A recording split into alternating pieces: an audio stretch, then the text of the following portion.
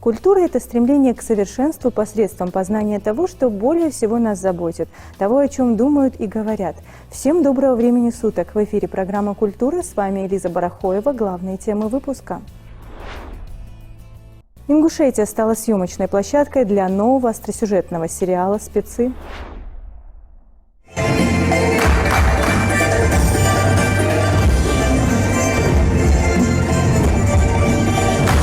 Ня-Сурхой. Государственный ансамбль народного танца Ингушетия работает над новой постановкой под чутким руководством выдающегося балетмейстера Имеды Дугладзе.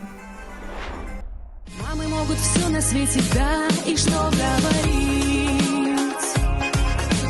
Если рядом с мамой дети, некогда вовсе грустить. Мамы могут все на свете – жить, любить и сиять. Примеры видеоклипа заслуженной артистки Ингушетии Бейлы Базоркиной эксклюзивно для наших зрителей. Ня-Сурхой. Государственный ансамбль народного танца Ингушетия работает над новой постановкой, которая обещает стать настоящим шедевром. Под чутким руководством выдающегося балетмейстера Имеды Дугладзе рождается новое прочтение ингушского танца, наполненное грацией и красотой. Долгожданная премьера не за горами. Ну а пока давайте заглянем за кулисы репетиционного процесса. Давай, резко сейчас. Корпусом чуть вперед. Сейчас взрыв. Давай. В репетиционном зале царит особая атмосфера. Слышны ритмичные удары барабанов, энергичные возгласы балетмейстера. Здесь рождается не просто новая постановка, здесь рождается история, вдохновленная красотой родного края. Ня-Сурхой. Именно такое название получил новый танец, посвященный одному из самых живописных уголков региона, месту, где красота природы перекликается с красотой его жителей.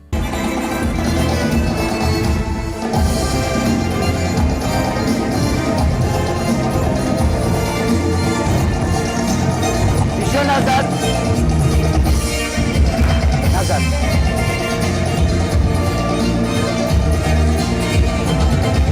Два шага.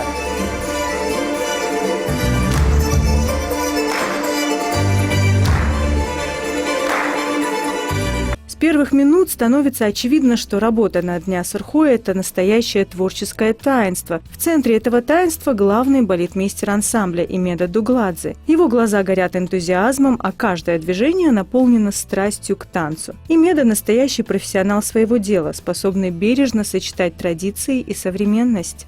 Когда вы делаете разворот, нужно сделать переход и вот здесь зафиксировать. После этого уже вы уходите туда. Вот этот контраст нужно сделать. Лезгинка – это душа народа, говорит Имеда. Она вобрала в себя мужество, грацию и, конечно же, любовь к родине. В новой постановке мы стараемся сохранить классическую основу лезгинки, но при этом привносить новые элементы, новые движения, которые отражают современное видение этого танца. И действительно, на репетиции чувствуется, как вековые традиции переплетаются с новыми хореографическими решениями. Танцоры оттачивают каждый жест, каждый шаг, стремясь к совершенству. Их лица сосредоточены, а движения полны энергии и грации. Видно, что они выкладываются на все 100%, понимая, какая ответственность лежит на их плечах. Мы отыскали старые ингушские мелодии, которые, вот так, если так сказать, они не использовались в других постановках.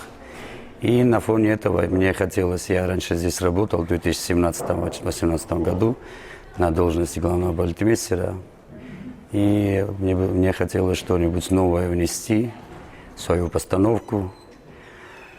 Что касается перекликания грузинских движений, грузинского фольклора, так сказать, и настроя, здесь я так не сказал бы, я максимально попытался от себя придумать новые движения, показать на основе основных ингушских национальных движений. И это я украсил постановкой, рисунками и этими новыми мелодиями. Особое внимание, конечно же, приковано к солистам. Они – лицо постановки, те, кто должен передать зрителям всю красоту и глубину танца. Наблюдая за их работой, понимаешь, что они не просто танцуют, они живут танцем, рассказывают историю через свои движения и эмоции. На солистах лежит огромная ответственность, подтверждает Имеда. Они должны быть не только технически безупречными, но и обладать харизмой, уметь передать дух танца и его настроение. Мы работаем над каждым образом, над каждым движением, чтобы создать гармоничное и запоминающееся зрелище. Солировать для меня это большая честь. Я очень рада, что меня поставили солисткой. Когда ты танцуешь, ты переносишься в этот мир, ты забываешь обо всем, ты отключаешь свою голову и просто танцуешь. Со стороны, если посмотреть, человек, который не умеет танцевать, может подумать, что солирование – это какая-то сложная, скажем так, штука. А по сути, первые движения, если ты выучил скелет, дальше делать окантовку уже не так-то уже сложно. Потому что появляется уже мышечная память. Там уже больше в основном работает мышечная память, нежели чем обычная. Художественный руководитель ансамбля полон оптимизма и уверенности в успехе новой постановки. Мы уверены, что этот танец станет настоящим украшением нашего репертуара, говорит он. Это танец, который рассказывает о красоте нашей земли, о мужестве и грации нашего народа. Мы надеемся, что он найдет отклик в сердцах зрителей и станет одним из самых любимых танцев в нашем репертуаре. Он уверен, что новая постановка покорит сердца зрителей не только в родном регионе, но и за его пределами и станет визитной карточкой ансамбля. Нясли – это наша родина, мать. Поэтому так и назвали эту постановку. Планируем гастроли. 10-го планируется выезд августа в Пятигорск. На Машук открытие мы должны делать. В сентябре месяц, с 14 числа мы уезжаем по городам России, по регионам. Это у нас получается Калуга, Смоленск, Тверь, Великий Новгород, Санкт-Петербург, Петрозаводск, Карелия. Такое турне у нас будет в сентябре месяце, мы уезжаем тоже, готовим программу на выезд. Новая постановка привычна нам тем, что у нас, получается, остался тот же шаг, те же движения рук, все то же самое, что и в наших старых танцах. Поэтому ничего такого нового, сложного не было. Но сама постановка получилась интересная. Несмотря на все это, хореограф постарался поставить танец так, что, получается, элементы все те же самые, что и в остальных танцах, но все равно танец получился не такой, как все остальные наши.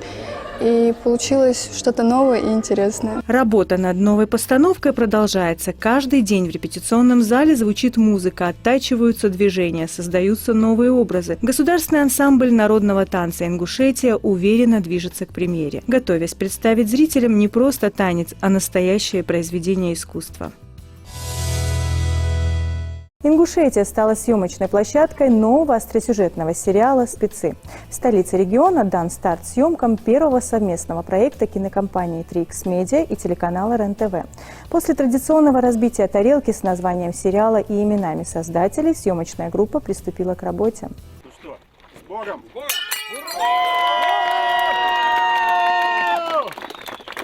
Телепремьера ожидается на телеканале РЕН-ТВ. Создатели проекта подчеркивают, что стремятся максимально задействовать в съемках актеров из местных театров и жителей республики, чтобы придать сериалу аутентичность и правдивость. Ингушетия – одна из локаций. География съемок «Спецов» охватит и другие регионы Кавказа, а также Крым и даже суровую Арктику. Это 16 серий, 8 историй. Они основаны на документальных событиях. В основу легли документальные события.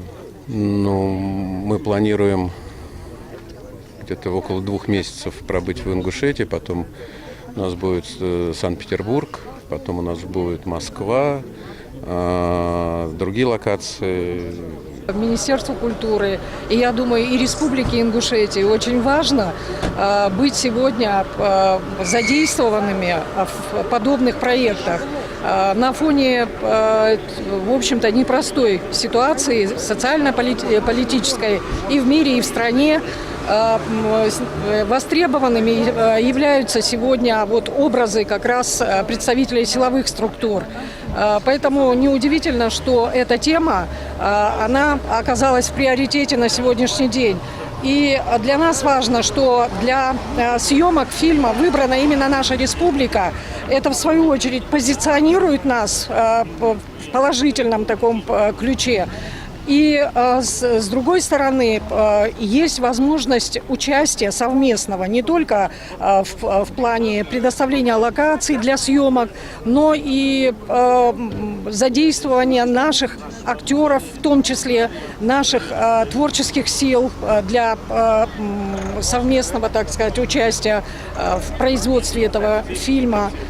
Я думаю, что эти подобные проекты, они, несмотря на то, что их пока что немного, мы надеемся, что это не последний, и вот эта традиция, она продолжится. «Спецы» – сериал, основанный на реальных событиях. Он впервые покажет зрителям операции сотрудников Центра специального назначения ФСБ России по борьбе с терроризмом и экстремизмом в различные периоды в разных уголках страны. Главные герои сериала – это собирательный образ бойцов всех подразделений, людей, чья работа сопряжена с огромным риском и требует высочайшего профессионализма. Сериал расскажет об их вкладе в ликвидацию запрещенной в России террористической организации «Имарат Кавказ», действовавшей на территории Северного Кавказа в период с 2007 по 2015 год. Зрители увидят не только сложные и захватывающие операции спецподразделений ФСБ России, но и проникнутся жизнью и судьбами людей, посвятивших себя защите Родины. Прекрасная земля, чувствую себя хорошо, но жарко только, если и все. Но с этим мы справимся. Я командир группы вот этих вот красавчиков, боевых ребят, позывной «Скат».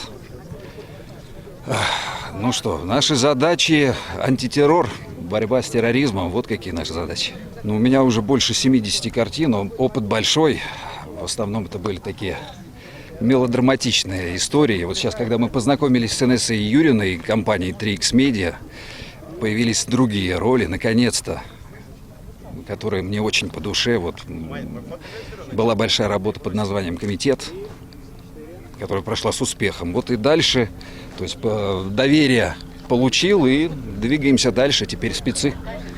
Я как дома чувствую, тем более здесь все люди воспитанные, и мы стараемся тоже подобающе относиться и к религии, ну и вообще к правилам, к менталитету, к правилам, потому что, уважаем там. Я сегодня в 3 часа ночи проснулся, потому что у вас включается, да, и я такой, ой, молитва. И это же интересно, потому что я человек верующий, это тоже присоединяешься к этому. Съемки в Ингушетии обещают стать ярким и запоминающимся событием для всего региона. Участие местных актеров и жителей придаст сериалу особый колорит. А захватывающий сюжет, основанный на реальных событиях, не оставит равнодушным ни одного зрителя. В Центре театра, кино и креативных индустрий состоялось событие, которое, без сомнения, станет важным шагом для развития кинематографа в Ингушетии. Это мастер-класс по режиссуре документального и художественного кино под руководством известных российских деятелей искусств. Своим опытом и знаниями поделился Олег Шторм, талантливый актер, режиссер, сценарист и продюсер, раскрывший ключевые аспекты работы за камерой и секреты успешного кинопроизводства. Я никогда не думал, что я буду заниматься педагогикой. Распробовал я это сначала в маленьких формах. В движении «Бумеранг» есть такое. Это дети, которые сами снимают кино. И вот в детском лагере «Орленок» собираются на такой финальный форум просмотра фильмов. И я там участвовал в жюри. И вдруг, когда я стал общаться, я понял, что я вижу эти глаза напротив, которые просто желают получить эти знания.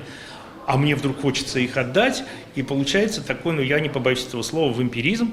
Они от меня, я от них. И оказалось, что это действительно очень большое счастье тем, что умеешь и знаешь, поделиться с теми, кто только начинает, и видеть этот результат, видеть, что от тебя тоже что-то остается, правильное, важное. А ведь это было и со мной в свое время. Мои педагоги так вели себя с нами. И до сих пор во мне живет часть их, хотя, к сожалению, уже не все ушли из жизни. Но без преемственности ничего не получится, не будет. Кино не будет. Также своими знаниями поделились выдающиеся представители киноискусства, заслуженные артисты России Сергей Кокошин, советский и российский актер театра и кино, продюсер, и Галина Бакашевская, советская и российская актриса театра и кино. Для участников это была уникальная возможность не только узнать секреты мастерства от профессионалов, но и получить ценные советы, вдохновение и заряд энергии для дальнейшей работы в кино. Вы знаете, я в таком волнении нахожусь, честно скажу. Я первый раз в вашем замечательном городе, на ингушской земле, хотя бывал раньше и в Дагестане, и в Чечне, и в Осетии. А здесь первый раз. И, конечно, я потрясен людьми, я потрясен культурой, я потрясен традициями, кухней вашей. И под большим впечатлением. И очень благодарен Мадине, которая пригласила меня на этот кинофорум, посвященный 80-летию памяти. И для меня это большая честь и большая ответственность. Важно отметить, что мероприятие организовано Ингушским республиканским отделением Союза кинематографистов страны при поддержке Союза кинематографистов России, Министерства культуры Республики Ингушетия и Центра театра, кино и креативных индустрий. Мастер-класс по режиссуре стал важным шагом в развитии кинематографа Ингушетии, предоставив начинающим кинематографистам уникальную возможность перенять опыт у выдающихся мастеров киноискусства.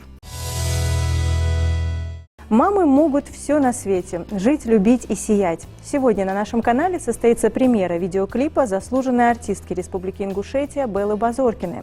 Это отличный подарок для поклонников ее творчества. И вручать его сегодня она будет сама, поскольку мы пригласили ее к нам в студию. Здравствуй, Белла. Здравствуй, Лиза. Белла, для начала расскажи, кто автор музыки и слов и как возникла идея? Автор музыки и слов – это моя давняя знакомая, очень талантливая девушка из Дагестана, Инна Бабаева. У меня была к ней такая заявочка: хочу что-то связанное с детьми, с мамой, от лица мамы, что-то спеть, так как я являюсь многодетной матерью, и мне как-то было уже стыдно, что в моем репертуаре нет ничего о детях. Я ее попросила, такая история, которая мне хотелось бы, чтобы она была напитана красивыми кадрами и теплом. В общем, не сильно нагружать сюжетом, хотя у нас там есть сюжетик. Я думаю, что наши зрители поймут вообще смысл и посыл, который мы в это вкладывали. В общем, она мне прислала текст, мне сразу понравилось. Я обычно такой человек, который, если мне нравится, я сразу приступаю. Корректировки не вносила? Практически нет, может быть, там пару слов и все. Практически нет. Сразу же записала. Потом стал вопрос, что, конечно же, хотелось сделать видеоклип, чтобы у меня была такая, знаете, семейная память, поскольку я снимаюсь, наверное, многие узнают в этом клипе мою дочь. И мне хотелось, чтобы это и Адель была память, и мне, и вообще всей нашей семье. В общем, главная героиня вместе со мной – это моя дочь Адель, 5-летняя. Отозвался мне помочь замечательный видеорежиссер, он же и оператор, он же и режиссер Анзор Эльмурзаев. В общем, я ему рассказала, и ему тоже он загорелся, подхватил идею. И, в общем, так вот за 2 съемочных дня, правда, с разрывом в месяц, мы записали. Одна часть у нас в Магасе, вторая часть в горной части. Съемки, на удивление, прошли без каких-либо сложностей, просто все как по маслу. Но мне отдельно хотелось бы отметить талант маленькой Адель.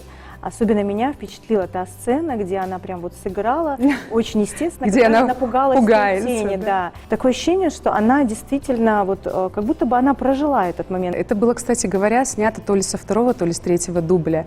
То есть мы ей дали задачу, правда, да. Ее реально напугали? Нет, мы ей сказали: Аделька, представь, сейчас ты там испугалась. Но сначала она делала вот так. Мы говорим: нет, Адель, это слишком наиграно. Как мультик. Да, совсем там так крупные мазки не надо. Я говорю: просто испугайся, личико. В общем, со 2-го, 3-го раза она это все сыграла. А следующее, это вот когда я ее беру на ручки и улыбаюсь, и там вообще никаких не было команд. Там просто я на нее посмотрела, да. И да, я думаю, что мамы дочек поймут, что там не нужно никаких актерских задач, просто достаточно посмотреть друг другу в глаза, и это тепло, оно, мне кажется, невозможно его сыграть, оно идет само по себе изнутри. Угу. Но видео, на самом деле, я не буду раскрывать все карты, зрители через несколько минут сами увидят. Оно действительно получилось очень таким теплым, очень атмосферным. Мы так и хотели. И да, вот это тот самый момент, когда вы решили не перегружать, на мой взгляд, это было самое верное решение. Действительно, и душа отдыхает, да, и глаз отдыхает, и в то же время такое вот лирическое, красивое, теплое видео. Как ты и говоришь, Элиз, всегда можно там накрутить, да, сюжет, то есть не проблема, тем более, когда я являюсь профессиональной актрисой, мне как бы, в общем-то, придумать, тем более Анзор режиссер, но мы так и хотели, чтобы это было метафорой больше. Не напрямую, а какими-то тенями, какой-то мимикой. И я думаю, что у нас получилось, и главный посыл, главная задача наша была показать зрителям, что вот мама и 1000 лет назад, и в 21 веке, она всегда остается такой же, и это неизменно. То есть, что мама всегда защитит, всегда поймет, и самое главное, любит своего ребенка. Действительно, показана и древняя Ингушетия, и наша современность. Особое внимание хотелось бы уделить национальным костюмам, нарядам. И тот факт, что это не современный костюм, да, который сейчас у нас, а именно очень древний ингушский. Этот костюм был взят в музее национального ингушского костюма. Мне именно так и хотелось, чтобы это было вот так вот архаично. И это очень такой колоритный, Каждый осмелится, это головной убор. Да, колоритная часть. У Адели, если вы посмотрите, курхарс детский. Я даже не знала, пока вот не пошла в этот музей, что, оказывается, в Ингушетии существовали и детские маленькие курхарсы. Я думала, что только женские для взрослых. Оказывается, маленькие детки тоже носили курхарсики. Но и твой головной убор, я бы сказала, достаточно смелый. Мой головной убор – это точная копия находок, артефактов, которые были найдены в Цори. Поэтому для меня, я думаю, что для наших многих зрителей это тоже будет такое вот маленькое открытие. Это история. Нашего костюма, да. Ну да. Сам видеоряд, он достаточно такой легкий, достаточно простой, в этом его гениальность. Как вообще эта идея зарождалась? У вас был четкий план, либо вы уже интуитивно во время съемок что-то вот решали и был план? Нет, вообще была изначально концепция того, что, ну, знаешь, изначально все началось с того, что я чуть ли не с мячом буду сражаться, там, я буду где-то на парковке там, с ребенком, а ребенок будет сидеть там в тележке, грубо говоря, с планшетом, да, и тут там какие-то там бандиты появляются, и я там отбиваюсь, там вообще пока ребенок даже не замечает, в общем, я отбилась, там наклоняюсь к ребеночку, там глажу по головке, а он даже не понял, пока он сидел в планшете, да, мама там все сделала. Но мы подумали, что это слишком очень прям смело получилось бы, агрессивно, и агрессия, чтобы шла именно со стороны мужского пола, тоже не хотелось бы такое, знаете, противопоставление ставить, ну, как бы немножко неправильно, и в нашу ментальность это не очень вписывалось, и я, в общем-то, тоже как бы не была сторонницей, поэтому мы придумали такую метафору, что кто-то все-таки пугает, есть какая-то угроза, и это мы сделали достаточно плавно. А планы были, да, вот такие вот, мама там в горах, может, от какого-то волка там убегает тоже, да, или от каких-то там, я не знаю, бандитов, и в современном. Ну, в общем, все вот это сужалось и сузилось до того, что вот сейчас наши зрители увидят. Ну что ж, не будем их больше томить, предоставим возможность насладиться этим прекрасным видео. Ну что, дорогие зрители, я очень надеюсь, что наша работа найдет отклик в ваших сердцах. Всем отличного настроения и приятного просмотра.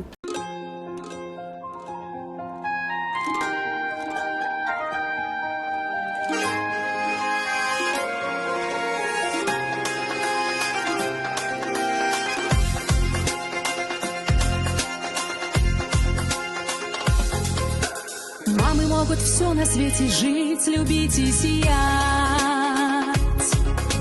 Если рядом с мамой дети, некогда совсем скучать. Слева, справа, мама, мама, голова кругом. Каждый день одна программа, дом весь кувырком. Но без этих крох нам так плохо. Расцветают, как в саду, цветы наши дети.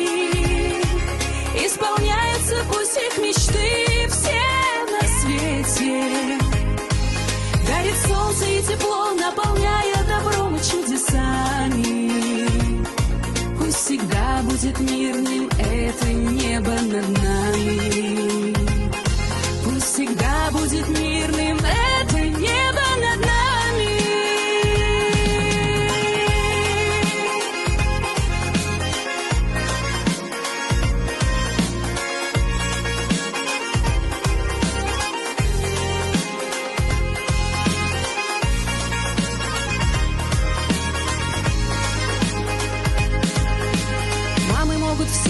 ответить «да» и что говорить. Если рядом с мамой дети, некогда вовсе грустить. Кто-то бьет опять посуду, снова плачет дочь, а сынок кричит: не буду спать опять всю ночь. Но без этих крох, ой, как плохо. Расцветают, как в саду, цветы наши дети. Исполняются пусть их мечты все на свете. Дарит солнце и тепло, наполняя добром и чудесами. Пусть всегда будет мирным это небо над нами. Пусть всегда будет мирным это небо над нами.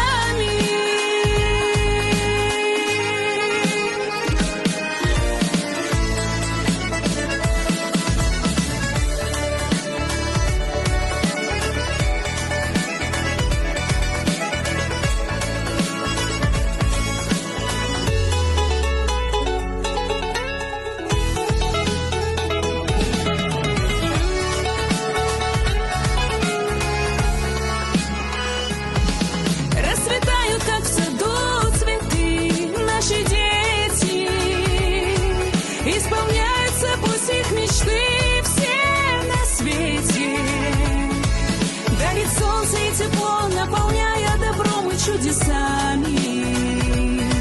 Пусть всегда будет мирным это небо над нами. Пусть всегда будет мирным это небо над нами. Пусть всегда будет мирным это небо над нами.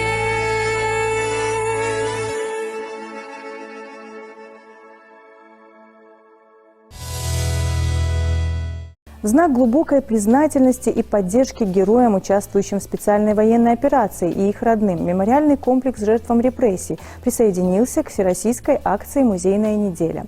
Эта инициатива Министерства культуры России, проводимая ежеквартально, призвана стать мостом, соединяющим участников СФО и их семьи с миром культуры, истории и знаний, помогая им в адаптации к мирной жизни и предоставляя возможность культурного обогащения. Акция проходит с 19 по 25 июля. В эти дни доступно посещение экспозиции комплекса, посвященной трагическим страницам истории ингушей. Мемориальный комплекс – это не просто место памяти, это живой свидетель трагедии, произошедшей в нашей стране. Экспозиции комплекса рассказывают о судьбах людей, ставших жертвами политических репрессий, о боли и страданиях, которые они пережили.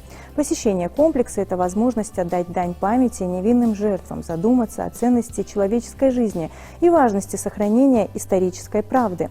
Для нас большая честь присоединиться ко всероссийской акции «Музейная неделя» и предоставить возможность участникам специальной военной операции и их семьям бесплатно посетить наш мемориальный комплекс, отмечают сотрудники музея. На этом наша программа подошла к концу. Берегите себя и своих близких. До новых встреч на телеканале «Магаз».